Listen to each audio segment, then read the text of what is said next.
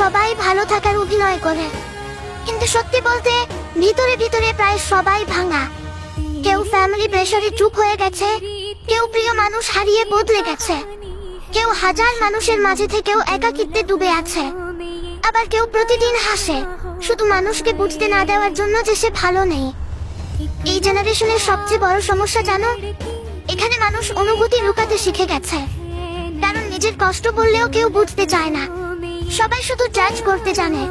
যে ছেলেটা রাতে ঘুমায় না, হয়তো সে ভবিষ্যৎ নিয়ে ভয় পায়। যে মেয়েটা হঠাৎ কোয়াইট হয়ে গেছে, হয়তো সে অনেকবার কষ্ট পেয়ে আর কাউকে বিশ্বাস করতে পারে না। আমরা সবাই আসলে একটু শান্তি চাই, একটা সত্যিকারের মানুষ চাই যে বলবে তুমি ক্লান্ত হলে একটু আমার কাছে থাকো। কিন্তু বাস্তবতা হলো এখন মানুষ প্রয়োজন শেষ হলে দূরে সরে যায়। তবুও আমরা প্রতিদিন নতুন করে হাসি, কারণ ভেঙে গেলেও জীবন থেমে থাকে না। যদি মনে হয় এই কথাগুলো তোমার জীবনেও মিলে গেছে, তাহলে কমেন্টে তোমার মনের অবস্থাটা এক লাইনে লিখে যেও। দেখি কে কতটা চুপচাপ কষ্ট নিয়ে বেঁচে আছে।